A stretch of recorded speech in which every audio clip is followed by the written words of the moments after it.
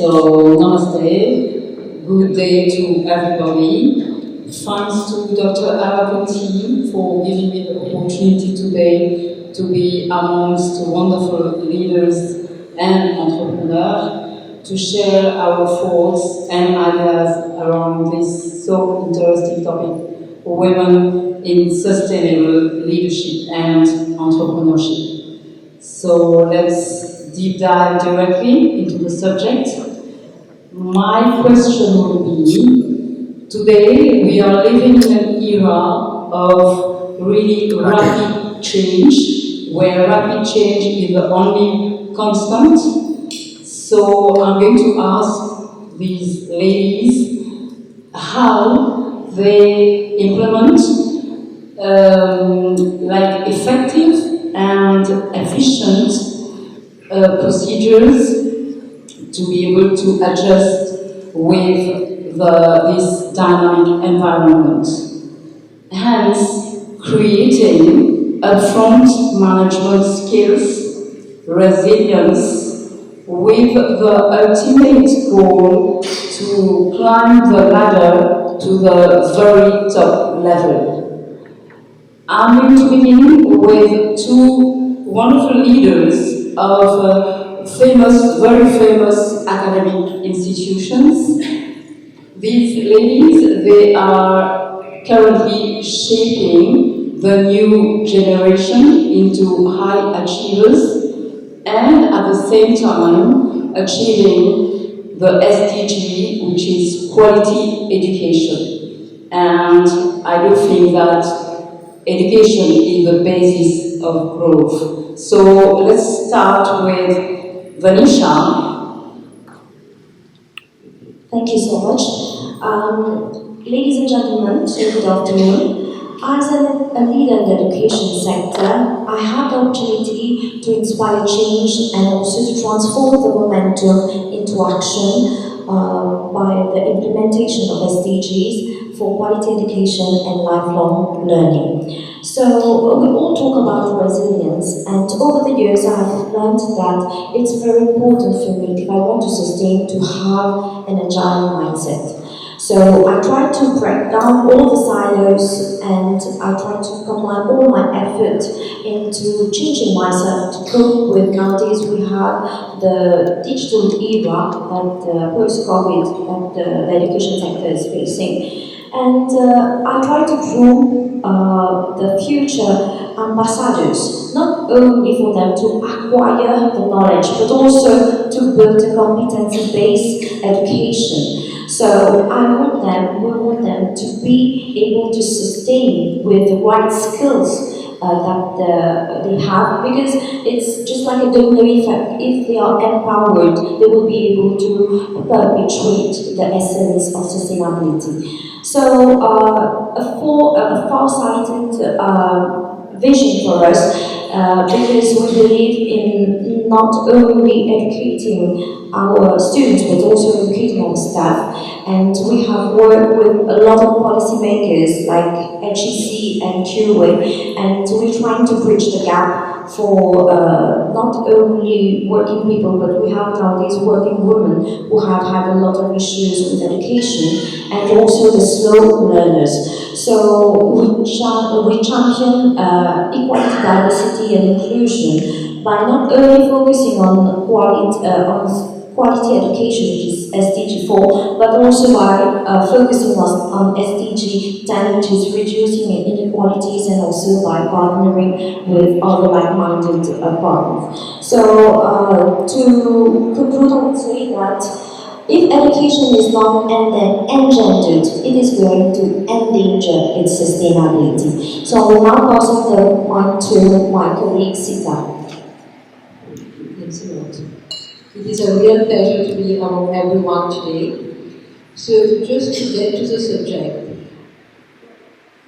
the basics remain quality education and access to education for all in terms of SDG goals.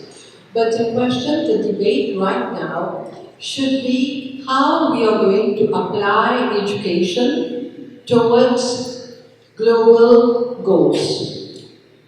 My example would be in our school, there are so many students who come. We have many international students coming. The challenge which remains is how we are going to give them the academic knowledge, but at the same time we are going to equip them with skills and competencies who will enable them to take decisions which in turn can have global impact.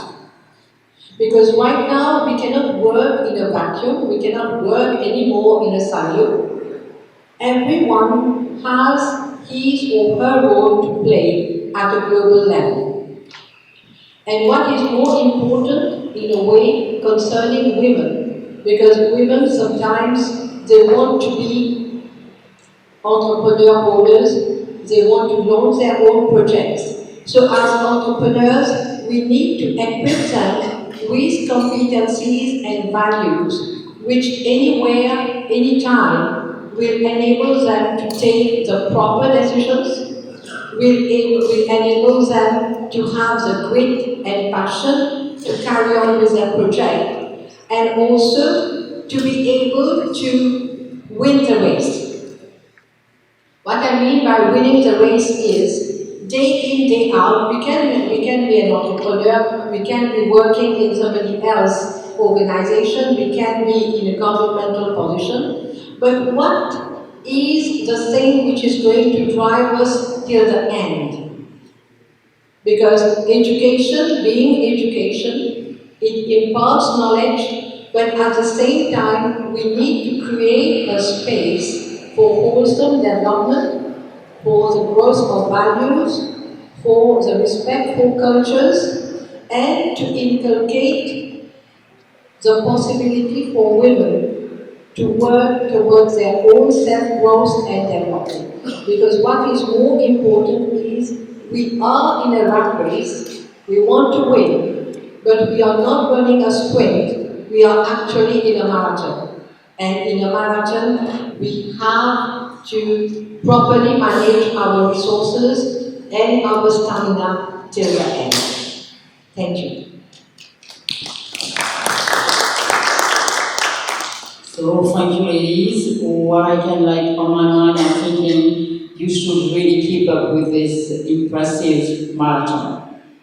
So now let's hear from two wonderful leaders and entrepreneurs who have like huge communication skills and capable of transforming women into believers and performers for a better world where both women and men's skills, differences, and equalities can be combined. So let's hear from Cora and Savera. Thank you so much for this warm introduction, Suleika. Happy to be here. Good afternoon again. Thank you to Dr. Bati and Dr. Alok for this wonderful conference and choosing Mauritius. 3 things I want to share today.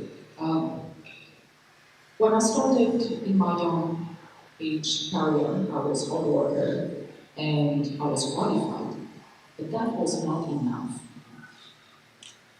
I realized it required much more, but I couldn't figure out what it was.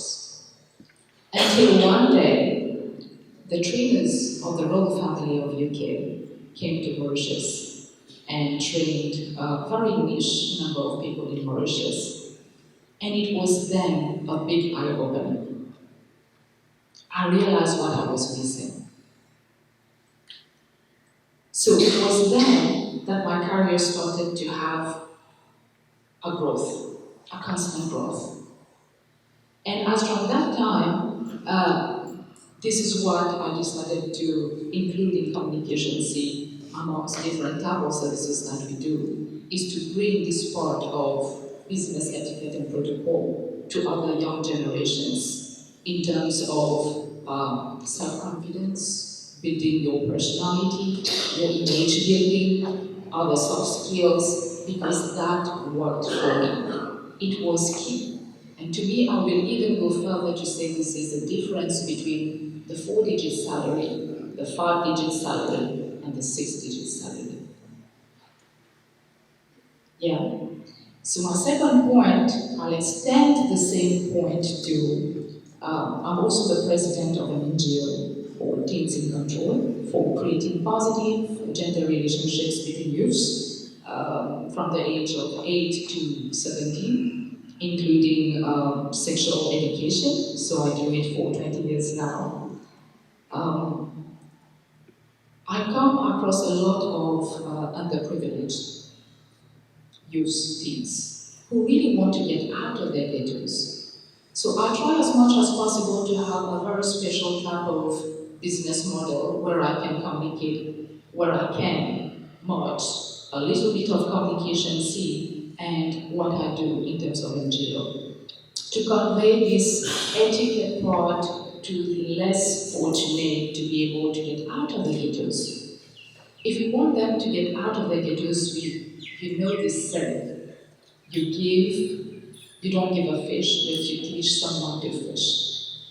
So we try to give them all the qualities, all the tips, all the coaching, mentoring to be able to get out of the ghettos, to learn the refinement, the polishment, to be elegant and classy and be able to get the job, make a first great impression in an interview, have a nice wardrobe, in spite of having a very small budget, and be able to keep this job.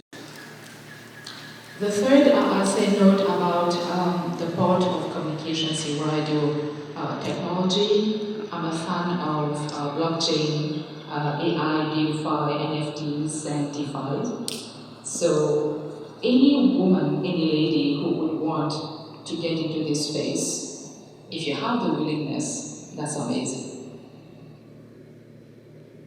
But what is best is to have the knowledge. Knowledge is key.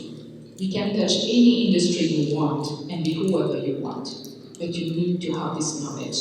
Knowledge is power. So today you have a lot of platforms where you can develop your knowledge skills, learn about many things, take a lot of projects, many projects where you can develop your skills and experience, but it is possible to get into this space. So those are my 3 key points. Thank you. I'll pass on to Samira.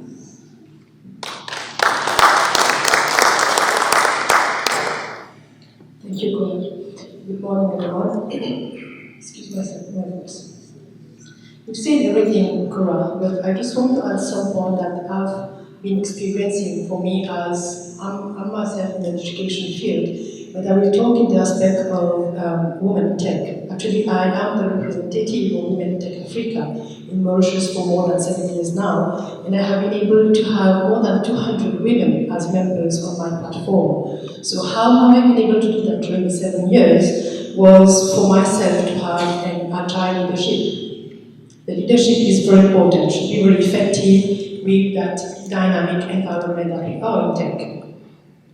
The other point is fostering resilience. Fostering resilience is the key actually to thrive in the fast-moving world that we are right now. And like earlier, Mr. Alouf mentioned, networking. Create a good network is very important. Building a strong network made me reach where I am today. So I can say I'm very proud to have, not recently, like last month, we had a conference for women in tech with different topics and panel discussion. We have around 220 women in a room for that event. So having a strong business network is a very invaluable tool for any leader that would want to be in that field. And then, of course, there is strategic risk-taking is very important in the tech landscape. And also, I would say, to work on your personal branding and visibility. This is also very important because you are a role model for others, so people look up at you. And of course, I would say balancing the short-term and long-term goals also is very important. And finally, I kept on empowering and inspiring others. Thank you.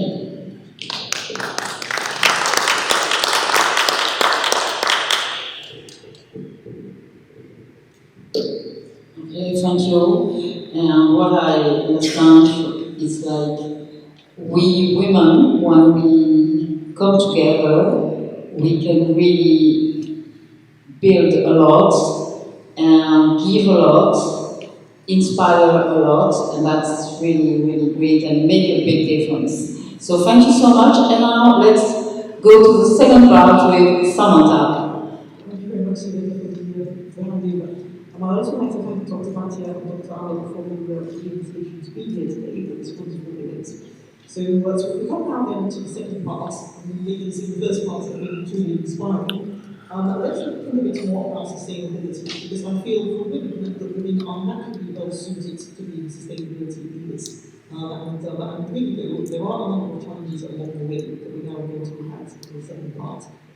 So what are those challenges that stand in the way in terms of practices? What is it that we need for women to take their local base and to be recognised? So to talk about then to our first two ladies, we have Rani and we have Rina. Rani is coming from the health sector, where she has a vast experience, and also Rina is coming from financial services, where again she has a very wide view of the sector based on her experience. So let me hand over to you first, Rani, from the health perspective. How can we get widely recognised as a sustainability leader?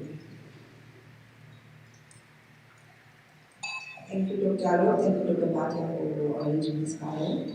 Well, I've been hearing so many technical terms like resilience, leaders, rat race, marathon, everything. But I didn't hear anything, not a single word about health. And as you all know, the three pillars for sustainability are environmental, social, and economic. And social forms part of forms part of the social pillar. And if we don't pay attention to this specific word health, all the other pillars will crumble. And what will we get then? I have run marathon to reach the highest place. I will tell you that a tsunami is silently boiling, and all the three pillars crumble because we are neglecting our health. Then the tsunami will just come. Because mind you, in Mauritius, our only strength is a human workforce. I hope you agree with me. All my ladies, entrepreneurs, you all use human workforce to meet your projects, your objectives. But what will happen if that very workforce is sick, as it is happening nowadays? All the non-communicable diseases about heart problem, blood pressure problem, diabetes are all going down in age, and they are just attacking the younger and younger generation. Why? Because we are neglecting our health. In our rat race, in our marathon to reach the top, we are neglecting our health. While health is the very essence of life and economic growth, and we are neglecting this very vital part of our existence. Okay. As SDG 3 says, SDG 3 is here to ensure healthy living for all at all ages. And if we look specifically at SDG 3.4, they are putting emphasis on the promotion of mental health and well-being, which is also dying fast along nowadays. We as women leaders, but we are neglecting our health as well. And you know, as the saying goes, women, we are the gateway to healthy living. We are the gateway to healthy living. And we also know, even though we are sustainable leaders, we are great leaders here, we're all sitting here, we bear multiple hats. As women, we bear multiple hats. And the biggest hat of all that we wear, maybe even we are not aware, and even our male counterparts are not aware, is the hat of being the CEO, the Chief Executive Officer of our home, our house, our family. And while we are wearing all these hats, we are constantly juggling with our professional lives, with caregiving, household goals, social acquaintances, social cohesion, everything. And while we are doing that, we are constantly on the go, and go. We don't even stop one single second to see what will happen to us. And eventually, we will face both physical and mental burnout. Maybe my younger entrepreneurs here are not quite aware of that, but I'm quite an old lady. I think I'm the oldest among them all here. But I am talking with experience. We will eventually fail both physical and mental breakdown because the very resilience we have been talking about since the beginning of our expose will eventually crumble. And it is this very burnout that we, at the level of our NGO, we are trying to combat. We are trying to inculcate healthy living in children, adolescents, women, and of course our male counterparts also. Because we can't just neglect our health, and for this we have a profound approach.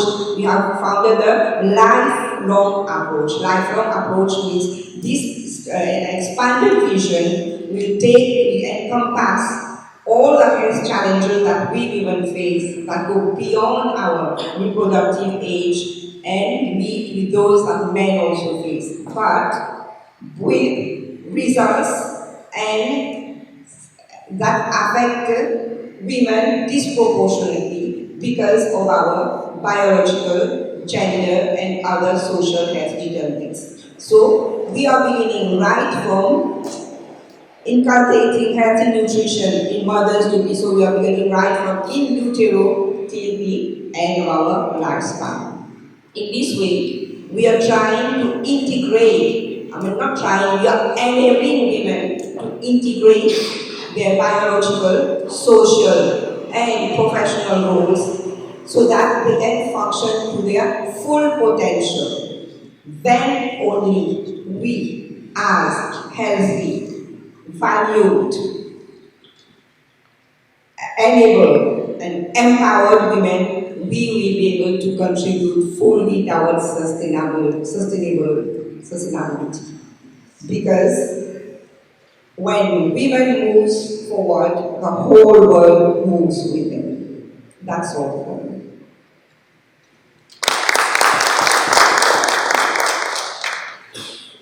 Thank you, Ronnie.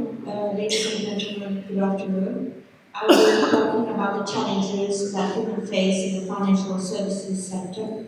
I think I'd like to take another perspective from what Ronnie just mentioned. For ladies to climb the ladder in the financial services sector, especially within the C-suite, requires at the outset very advanced qualification in finance, and that already firms down the members. Then the next constraint is, of course, the work-life balance and perceived perceptions of pressure at the top. So we are in financial services, so over and above the accountability, the financial accountability for the top and bottom line figures, there is now a regulated environment and also, AML safety concerns, etc. So what happens is that a lot of women that get into that sector, they tend to be stuck at the entry-level roles. Now, these roles tend to be, unfortunately, threatened and displaced by AI-powered technology in the short to medium term. But sustainability is changing the landscape in the sense that there is now increased awareness for gender and work-life balance. There's a lot of state intervention with the introduction of new laws in terms of supporting and facilitating remote and flexible work arrangements. There are paternity leaves. There are organizational support for childcare, and also quotas for increased women representation on boards. There is also a significant number of men that are championing women in the sector now to help them succeed and thrive. And I think that change of mindset is also very beneficial to women aspiring for leadership roles in the financial services sector. And then there are platforms like this one where we can inform women on the various opportunities and possibilities that are available for them to consider. Finally, I'd like to say that the ESG debate is shifting the mindset from pure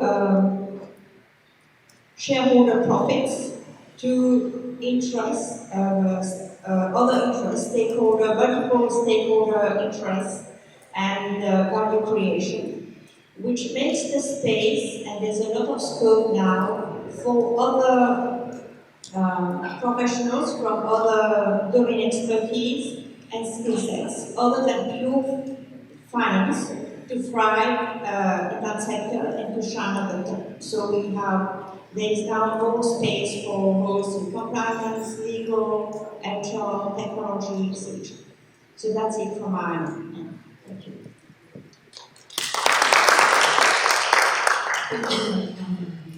So I think I want to talk from a number of different angles. I'd like to talk about our last is we have Malaysia is able to offer us the HR perspective, looking across different sectors and opportunities. And last but not least, my friend Andrew. So Andrew is on the vast entrepreneurial experience across trade, across seafood, across all kinds of sectors. So I think with Andrew, we're a bit more about mindset that is needed to succeed as a sustainability leader. So let me come for first to Malaysia. Thank you, Samantha. My warm greetings to everyone here present today. As you mentioned earlier, Samantha, I think when it comes to sustainability and leadership roles, it's quite challenging for women in our society. And I would like to start with storytelling. I love storytelling because I think it's kind of it's something that helps people to learn, share, and to teach something. When I started, I would say as an entrepreneur, it's been 7 years that working for my company. But still, I've been an employee in many companies and corporates. I can relate to that. When you work as an HR expert, sometimes you feel stretched either from the side of the employees or the side of the management. But sometimes you're not able to perform your job as you would like to do. So, while sometimes there's some kind of injustice or unethical practices, so I say, why not start something for myself where I would feel valued and also value people? Because when we talk about companies, employees, it's always about people. We are not talking about men or women, let me say, we need to value all people. So on an HR standpoint, there are 3 points that I would like to address, and I can read it once again because I believe up to it, and I see where we have some problems when it comes to women. So first of all would be gender bias in recruitment and promotion. Sometimes we don't go as per the roles comes that we tend to go as per the gender, right? And I think this is something that we need to put forward and go by meritocracy instead of gender. And secondly, I would say that still on an HR perspective, it would be wise to implement like leadership development program in companies. For example, we have workshops, conferences, and from the slide today, which gives us women the platform to express ourselves And also, when it comes to leadership development programs, I think it is kind of intertwined with also the networking access. It gives us the access to network with other people in our field and also other professionals in our field. And the last one would be the work and life balance. I think we have got to, sometimes juggle with our family and also with our profession. So it is something that we need to take into consideration still from the HR standpoint. When we put like policies in companies, work, for example, work from home policies, we have flexible arrangement. We need to be very careful about that because once we put that in place, we need to abide by it. And it has to be fair, not only for women, it has to be fair for men as well. Because I think when we talk about work and life balance, it has an influence, it impacts everybody, not just women. And I think, well, I've got a list of things to say, but I think I will end up here. I must to.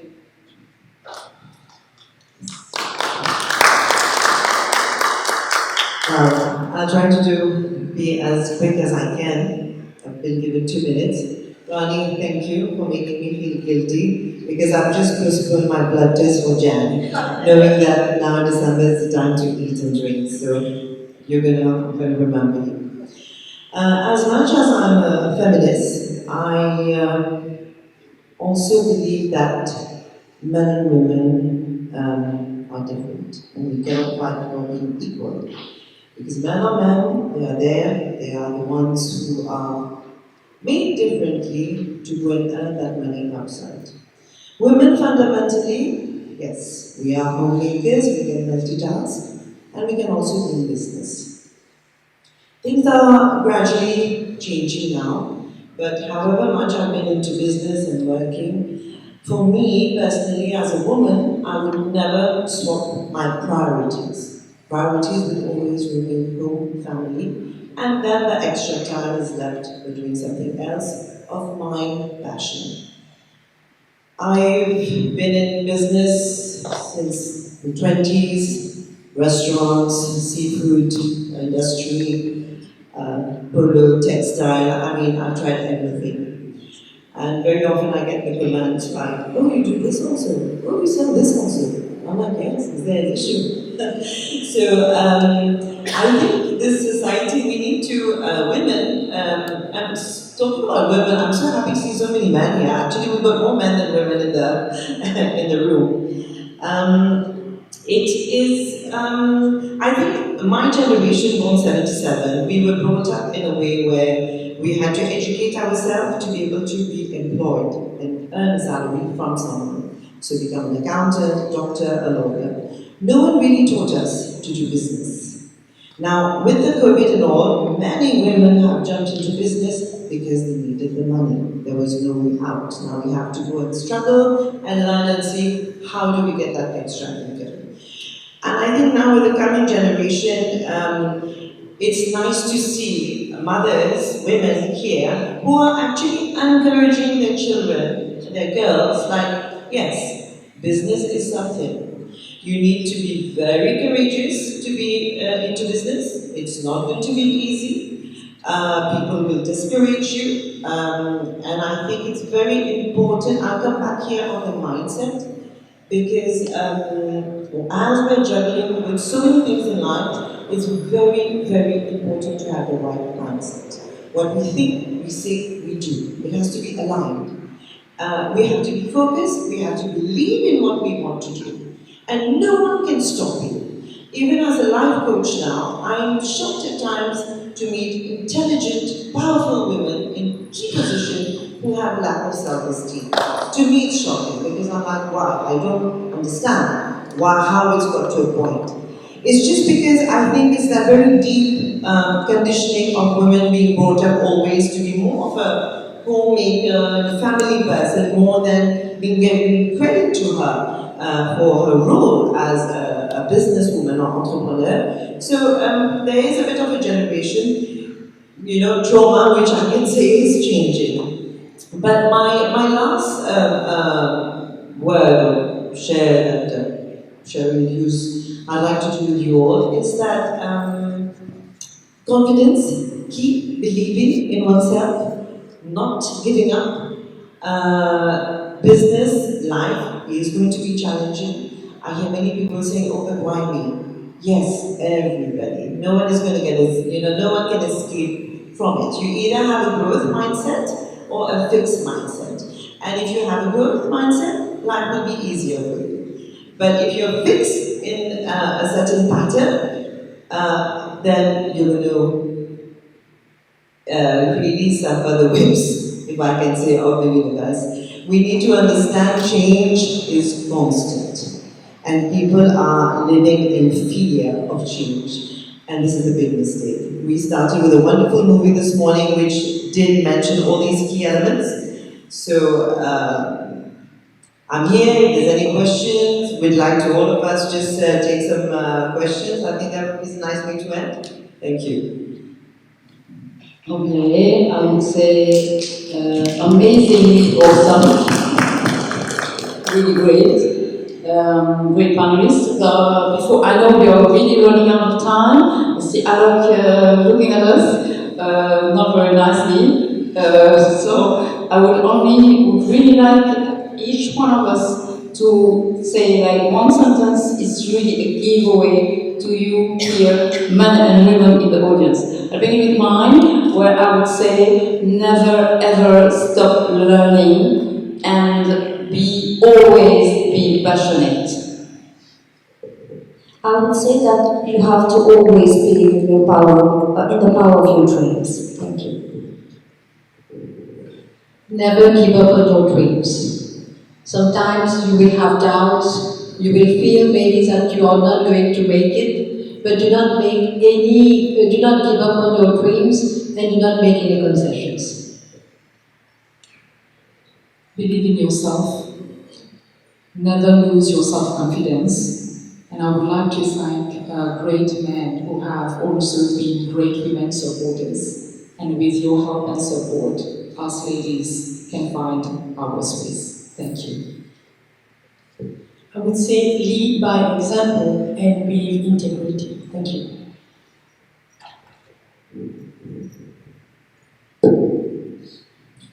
I've already said it and I'm saying it again. When women move forward, the whole world moves forward with them. Coming from insurance, we study for profit. What I'd like to say today is that there is proven higher longevity for women. So ultimately, in household finances, much of those finances land up in their hands. So I think it's more than ever appropriate for us to get into the driving seat. For me, would be do not fear failures because it can only make you stronger. And also, you need to take risks in life. Take the risk with compassion, with determination. I think we will get to it. We will get to it. Thank you. Very simple. I think for me to take over all these wonderful words would be an attitude like bring it on. Like be ready mentally to take whatever comes your way. Thank you. It's been wonderful advice this afternoon, but I think my own last words would be this: to believe in yourself, but also be ready to support the next generation of those coming behind you. Thank you very much.